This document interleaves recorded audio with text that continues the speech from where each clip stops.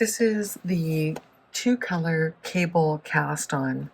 In order to do this cast on, you're going to use two knitting needles. This is a knitted cast on, and we're going to use two colors of yarn. I've got my contrast color yarn is the white, and my main color yarn is the green. Begin with a slip knot. So I'm going to hold both of my colors together and make a slip knot.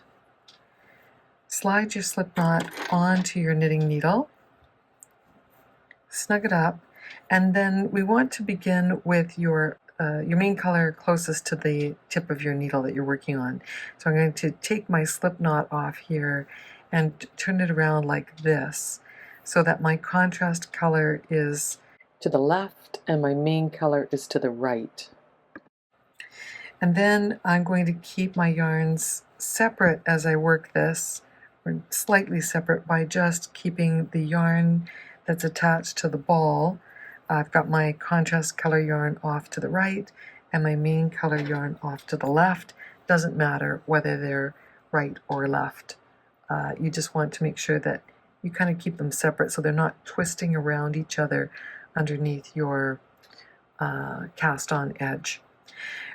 So I've got my slip knot on my needle and I've separated my two colors, and I've got my main color towards the pointy end of the needle on my left hand, and with the needle in my right hand I'm going to insert the needle in between the two stitches of my slip knot.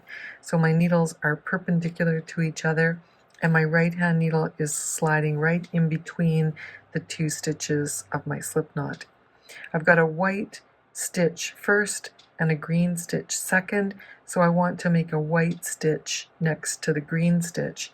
I'll find the yarn that's attached to the ball, try to ignore the tails for now, tuck them out of the way, and with that yarn I'm going to wrap it around my knitting needle, my right hand knitting needle, and pull that loop through between the two stitches that are already on the left hand needle, and make that loop fairly big, so that it goes past the tip of my needle, and with the tip of my left hand needle I transfer that stitch onto my left hand needle by going under the loop from the front to the back. So I'm going under in this direction, and then I pop it onto my left hand needle and just snug it up slightly. I want to be able to fit my knitting needle, my right hand needle, back between those two stitches, so don't tighten this one up too much.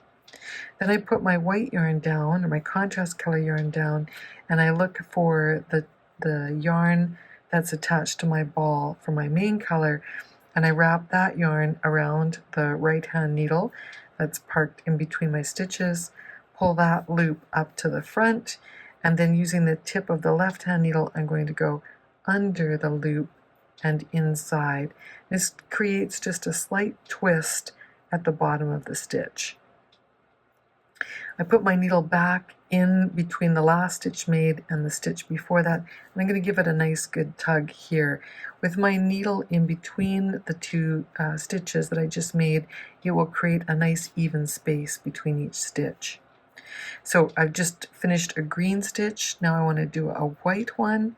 So finding my white yarn, I wrap it around the right hand needle, pull that loop through, and park it on my left hand needle by dipping my left hand needle under, and now I'm going to slip my needle in between that last stitch just made and the previous stitch, and then give it a good tug to snug it up. Now I'm doing the green yarn, so I'm going over finding my green yarn and pulling it through, and I pop that needle onto the left hand, pop that stitch onto the left hand needle, slide my right hand needle between the two stitches and tighten it up. Because my main color yarn is off to the left, I keep it parked between the two fingers of my left hand just to keep it from twisting around with my white yarn below the needles. So I'm doing a white stitch next, pop that onto my left hand needle, insert my needle between the two stitches, snug it up, and then a green stitch, snug it up. And again, I do not want to twist these two yarns around each other, so I put the green yarn back to the left and work with the white yarn that's to the right. Again, it doesn't matter whether your main color is off to the left or the right. All that matters is that you don't want to have them twisting around each other under the needles.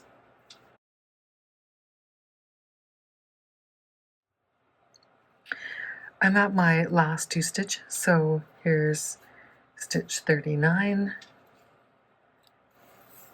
and stitch 40. Now you may notice when you're doing a knitted cast on like this that the last stitch always likes to cross over the previous stitch, and that can be a little bit annoying because you have to find it. So I'm going to show you a little trick Ann Budd taught me. I'm going to take that last stitch back off the needle, and before I finish it I'm going to pull the yarn into the front like I'm changing position to purl, and then I'm going to pop that stitch back on the needle. And because the yarn's coming out between the stitches, it keeps them a little more organized and not crossing over each other when we begin. We're intending to knit in the round, so for the next part I just want you to observe that the stitches are kind of wrapped around each other at the bottom of the cast on, and on the other side we've got we've got purl bumps. So I'd like to have the swirly side facing out when I do my cast on edge, and if I were to join it in the round right now, the purl side would be facing out. So for the first round I'm going to work it flat. I'm going to work knits and purls across my first row, then join it in the round, and everything will be ready to go the way I want it to be.